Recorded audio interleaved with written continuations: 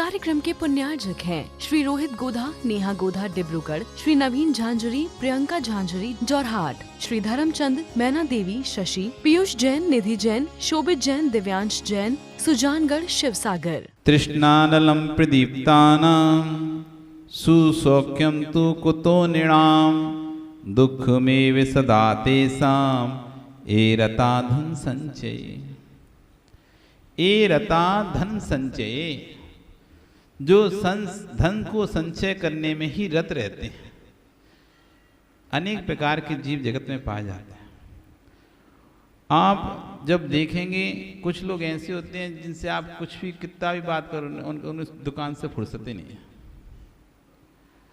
चाहे धर्म के कार्यक्रम आयोजन हो, चाहे कुछ भी हो जाए, बड़े सा बड़ा भी कार्यक्रम फंक्शन भी आप कोई भी हो, तब भी उनको दुकान इम्पोर्टेंट है। शादी ब्याह भी आएगा घर में, रिश्तेदारी में, तुम चले जाओ, हम दुकान नहीं छोड़ सकते। एक क्षण भी दुकान नहीं छोड़ना चाहता व्यक्ति। पूरे समय उसमें ऐसे लगाए जैसे जौक चिपक जाती हैं, छूटती नहीं है। छोड़ते आदमी मर जाएगा, जैसे जौक होती है चिपक जाती है। अब उससे छुड़ाओ तो छूटती नहीं है, और ज्यादा छुड़ाया, मेहनत लगाई सो मर जाएगा। ऐसे ही कुछ लोग जौक की तरह व्यापार में चिपक जाते हैं। उनको किसी से मतलब नहीं है, क्या नाते हैं, क्या रिश्ते हैं, क्या शादी है, क्या ब्याह है, क्या समाज है, क्या धर्म है, क्या फंक्शन है, क्या महाराज है, क्या माता, कुछ भी नहीं है। ज्यादा बोलो तो टूट ओढ़ जाए, ज्यादा बोलो तो तड़कने और लगे। ऐसे तो कह रहे हैं एरता धन संचया, जो 24 घंटे धन संचय में रत हैं, जिन्होंने धन को सिर्फ संचय करना सीखा है, धन का उपयोग करना नहीं सीखा। धन संचय करना भिन्न कला है, धन संचय करना भिन्न कला है, और धन का उपयोग करना भिन्न कला है। आदमी को संचय की कला तो आ जाती है, पर उपयोग की कला नहीं आती। धन संचय की कला तो आ जाती है अच्छी से, उपयोग की कला नहीं आती। उपयोग उसका पैसे का करें कैसे, करें कैसे, वो कला नहीं आती, और पूरे धन में ऐसा लिप्त हो जाता है। बाद में कह रहे हैं दुख में सदाम तेसम, ऐसे जी सदैव दुख को ही प्राप्त करते हैं। शारीरिक दुख, मानसिक दुख। विश्वास रखो, जो जितना ज्यादा पैसे में चिपका रहता है ना, उसको उतना ही ज्यादा दुख होता है। एक तो पैसे कमाने के चक्कर में शरीर का तो पूरी, क्योंकि उपयोग तो एक ही जगह लग सकता है। धन में उपयोग लगाओगे तो शरीर में उपयोग नहीं लग पाएगा, क्योंकि आपको समय पर भोजन, अब धन धन दिखेगा, पैसा पैसा दिखेगा तो समय नहीं दिखेगा, ना भोजन का समय दिखेगा, ना अपनी हेल्थ का दिखेगा। तो जब व्यक्ति धन में लिप्त हो जाएगा तो कमाएगा नहीं, मतलब शरीर के लिए ध्यान नहीं रखेगा, कमाने में लिप्त रहेगा, ना समय पे भोजन करेगा, ना समय पे आराम करेगा, ना समय पर शरीर को इस विश्राम देगा। कोई भी मशीन है, वो भी यदि कंटिन्यू चले तो वो भी खराब हो जाती है।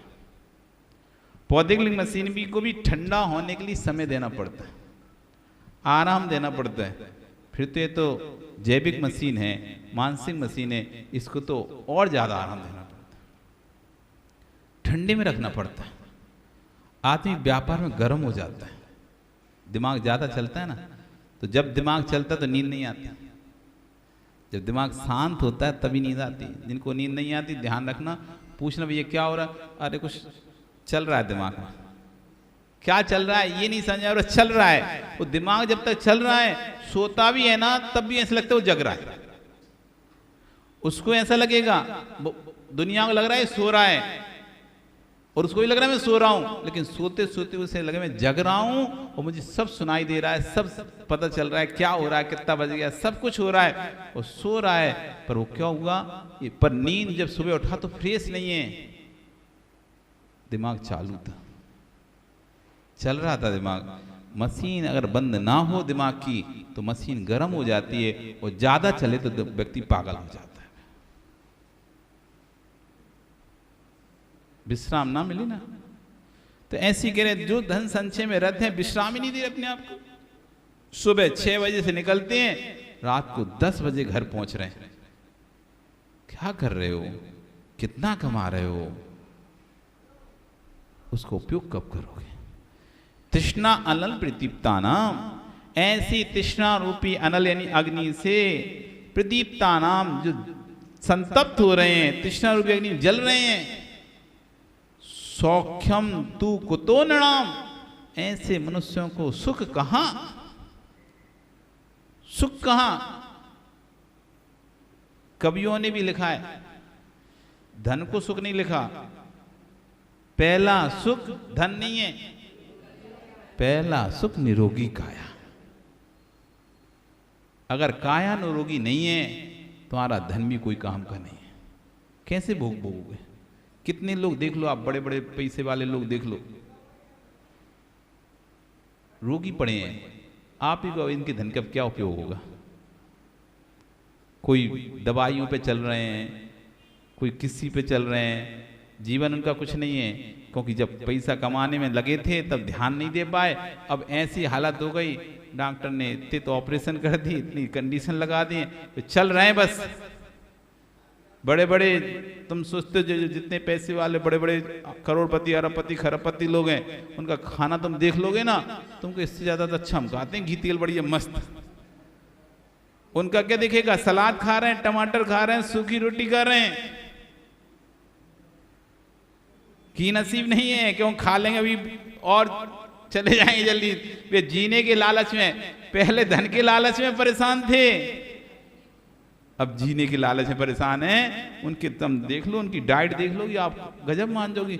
इतना बड़ा आदमी को सूखी रोटी खा रहा है, बिना घी बिना तेल, डाइट में भी नहीं, ककड़ी खा रहे हैं बस, टमाटर खा रहा है, ककड़ी खा रहे हैं, तला बंद किया डॉक्टर ने।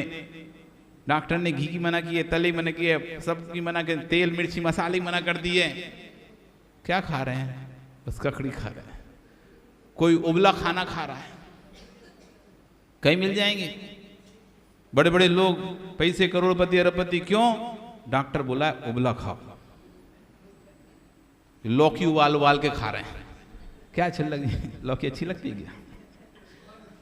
रोज रोज खा रहे हैं, एक ही। उनके पैसे का वो सुख क्या बताओ?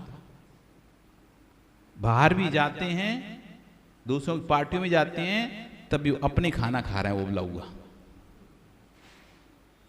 क्या सुख रहा इनको? इसलिए सभी विद्वानों ने, कवियों ने, सबने ही कहा है, पहला सुख निरोगी का। शरीर स्वस्थ है तो पैसे का उपयोग है, और शरीर अस्वस्थ है तो कहीं भी सुख नहीं मिलेगा। हर जगह बेचैनी, हर जगह क्लेशता ही होगी। आप बाहर बाहर चले जाओ, अब शरीर स्वस्थ नहीं है, अब जहाँ रुकना है वहाँ लिफ्ट नहीं है, अब चढ़ने की समस्या, उतरने की समस्या, हालत खराब हो जाती है लोगों की। शरीर स्वस्थ नहीं है, कहीं आ नहीं जा सकते, बाहर बाहर जाने में बड़ी समस्या होती है लोगों को।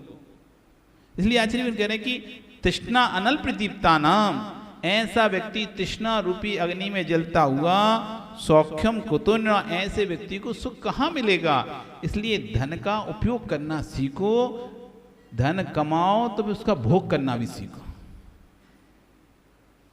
धन कमाओ तो उसका भोग करना भी सीखो। सिर्फ कमा कमा के मत रखो, कमा कमाने से होगा क्या? दान, भोग और नाश। तीन गति हैं धन की, दान, भोग और नाश। इसलिए वो नहीं कर पा रहे, तुम्हें ही दान कर लो, क्योंकि बाद में तो नाश होना है। तुम्हारे बेटे का पिता भी कुछ नहीं कर रहा और तुम भी हाथ बांध के बैठे रहो, तो आखिरी में पैसा क्या होगा? तीसरा ही व्यक्ति उसका दुरुपयोग कर देगा। पता चला उसने, तुमने तो जोड़ जोड़ के रखे और तुम्हारे बेटे ने शेयर मार्केट में लगा दिए, और एक बार में फट्टा सा 10 लाख का घाटा। महाराज जी 20 लाख का घाटा लग गया। हमने कैसे कैसे जोड़े थे, पेट काट काट के जोड़े थे, ना दान किया, ना पुण्य किया, ना खर्चा किया, कुछ नहीं कर रहे थे। और बेटा आया, उसने एक शेयर में लगाए। अब उसकी तो बाप कमाई थी, उसे टेंशन नहीं थी।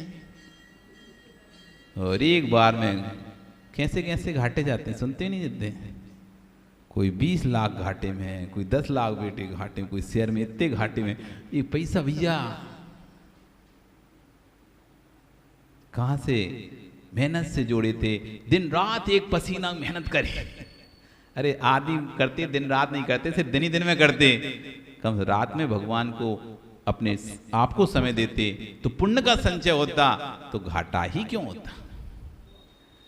दिन रात एक कर दिया, दिन रात एक कर दिया, कह रहे हैं हमने दिन रात एक कर दिया पैसा कमाने में, और देखो इतनी मेहनत की कमाई हमारी ऐसी चली गई। भैया तुमने दिन रात एक किया इसलिए चली गई ऐसे, तुमने ना गुरु को देखा, ना प्रभु को देखा, ना धर्म देखा, दिन रात करते रहे, पाप का ही संचय करते रहे। कम से कम एक समय बना लेते, दिन दिन में करते, बाकी समय भगवान को देते, प्रभु को देते, गुरु को देते, तो पुण्य का संचय होता, तो घाटा होता ही क्यों? कम से कम दिन का पैसा बच जाता। दिन रात किया तो रात का तो गया, दिन का भी गया। कम से कम दिन दिन में कमाते, सांझ हो जाती बस। यदि व्यक्ति नियम ले लेना तो उसकी ज्यादा कमाई हो। मैं भगवान के अभिषेक पूजा करने के बाद ही व्यापार चालू करूंगा, और संध्या काल में अपना व्यापार बंद करके भगवान की आरती भक्ति करूंगा। इतना समय में जितना पैसा आना होगा आ जाएगा, उसके बाद मुझे कुछ नहीं चाहिए। ऐसा दृढ़ता बना लेना व्यक्ति, उसका जो पुण्य संचय होगा उसके उस नियम से, वो देखना जो पैसा पूरे दिन भर में कमाता था, रात को 10-10 बजे तक खोल के कमाता था, वो पैसा उससे ज्यादा पैसा उसका उतने से समय में आ जाएगा। कितने पुराने विद्वान ऐसे हुए हैं जिन्हों के नियम थे कि हम इतने घंटे व्यापार करेंगे, और उतने घंटे में लान लग के दूसरा खोले सुबह से तो नहीं बिक रहा, और उतनी सी देर खोला उतनी सी देर में बिक गया। आता ही है उदाहरण दौलत राम जी का, और भी कई विद्वानों का उदाहरण आता ही है, बनारसी लाल जी का, दौलत राम जी का। गमछा बेचते थे, गमछा, साइकिल पे रक्षा, गमछा। उनका नियम था भगवान की भक्ति पूजन करेंगे, यदि नगर में कोई साधु होगा तो आहार देंगे, उसके बाद ही व्यापार पे जाएंगे। और जब वो व्यापार पे जाते थे उनका था कि मैं इतने ही बेचना है, मुझे इतने की इतना जरूरत है, अपने 50-100 जितने लिए उतना ही बेचना है। और आश्चर्य करते थे लोग कि पहले से और लोग वहां पर साइकिल लेके वही गमछा खड़े हुए हैं, तब भी कोई नहीं खरीद रहा उनसे, और वो साइकिल लेके जैसे ही खड़े हुए आधा 1 घंटे में पूरा गमछा बिक गया। पर नियम था इतना ही बेचना है। अपन होते तो अरे 1 घंटे बिक गया, तो 4 घंटे बाकी हैं, और ले आ रहे हैं, अगला लॉट ले आ रहे हैं, अगले दिन से 200 ले आएंगे। उतना ही था, हो गया, अब बच गया समय, अब मैं अपनी सामयिक करूंगा, भगवान की भक्ति, भगवान की आराधना करूंगा, शास्त्रों का अध्ययन करूंगा। सोचो व्यापार करते करते उन्होंने इतना शास्त्रों का अध्ययन किया कि प्रसिद्ध हो गए ग्रंथों के नाम पर। बड़े बड़े ग्रंथों की हिंदी टीकाएं, वचनिका, भाषा वचनिकाएं कर रही उन्होंने। कब किया? समय कब मिल गया इनको करने को? व्यापार के में ही संतुष्ट थे, इतना ही करना है, इसके बाद का जो भी समय बचेगा मुझे इतना रुपए ही कमाना है, ये जितनी देर में आ जाएगा, उसके बाद जो समय बचेगा मैं अपना धर्म ध्यान करूंगा, स्वाध्याय करूंगा। ऐसा दृढ़ निश्चय किया। वो दृढ़ निश्चय से जो पुण्य का, अतिशय पुण्य का, 2 प्रकार का पुण्य होता है, सातिशय पुण्य और निरतिशय पुण्य। सातिशय पुण्य और निरतिशय पुण्य। हमारा पुण्य अभी आपका निरतिशय पुण्य है। क्या ही इस पुण्य से क्या ही कमा रहे थे? जन्म ले लिया जैन कुल में, बस अच्छे परिवार में जन्म ले लीजिए, और क्या? उसको करने के बाद कौन सा तुम भगवान की भक्ति कर रहे हो, कि दान दे रहे हो, गुरुओं की सेवा कर रहे हो, कुछ नहीं कर रहे, कि तीर्थ यात्रा कर रहे हैं आदमी। बस जन्म ले लिया, ये पूर्व का पुण्य था, जन्म हो गया, जैन कुल में जन्म हो गया, अच्छे परिवार में जन्म हो गया, शरीर स्वस्थ शरीर मिल गया, ये पुण्य से हो गया। अभी पुण्य का उदय चल रहा है, बढ़िया भोग सामग्री है, पर इस पुण्य से मिल क्या रहा है? अतिशय क्या है इस पुण्य का? कोई अतिशय है क्या? कुछ कर ही नहीं रहा व्यक्ति, तो निरति से पुण्य हो गया।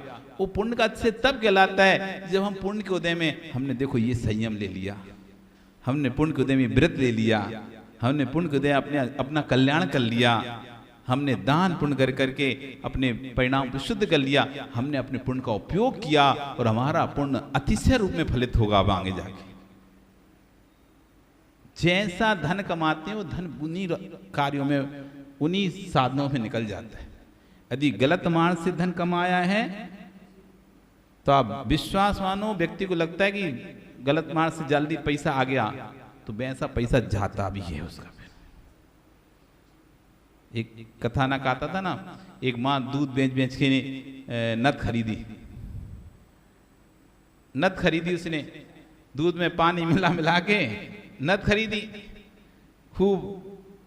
और एक दिन वो नदी में अपना चेहरा देख रही थी, नद खुल के उसी में गिर गई। पानी का पैसा, पानी होता है। आप जैसा कमाते हैं वह भी वैसे ही होता है। जो ज़्यादा इधर उधर से करते हैं, घर में इनकम टैक्स की रेट पड़ जाती है, ईडी की रेट पड़ जाती है, अथवा कोई घाटा लग जाता है, अथवा घर में ही एक ऐसी संतान पै जाती है लाखों करोड़ों कर्जा कर देती है। बहुत घर हैं, बहुत ऐसे लोग हैं जिनकी संतानों ने उनको डुबा दिया। करोड़पति अरबपति लोग थे, लोग अभी भी उन्हें करोड़पति समझ रहे हैं, लेकिन उन्हें पता है कि उनकी संतान ने इतने लाखों रुपया जुआ में खर्चा कर दिए, इतने लाख रुपया शेयर में निपटा दिए, इतने लाख रुपए लोगों से कर्जा ले लेके नहीं, और उनको पटाते फिर रहे वे माता पिता। बेटे ने तो ले लिया कर्जा, अभी तो उन्होंने दे दिए लोगों ने, अभी तो कह रहे हम तो तुम्हारे बेटे को देख के दिए, पटाओ तुम। उस बेचारा पटा रहा है, पहले तो कमाने में गधा जैसा, अब बेटे के कर्जे पटाने में गधा जैसा धन लगा हुआ है। क्या सुख है? कुछ नहीं है। जैसा धन आता है पाप की कमाई पाप में ही जाती है। इस कार्यक्रम के पुण्यार्जक हैं श्री रोहित गोधा, नेहा गोधा डिब्रूगढ़, श्री नवीन झांझरी, प्रियंका झांझरी जोरहाट, श्री धर्मचंद, मैना देवी शशि, पीयूष जैन, निधि जैन, शोभित जैन, दिव्यांश जैन, सुजानगढ़ शिवसागर।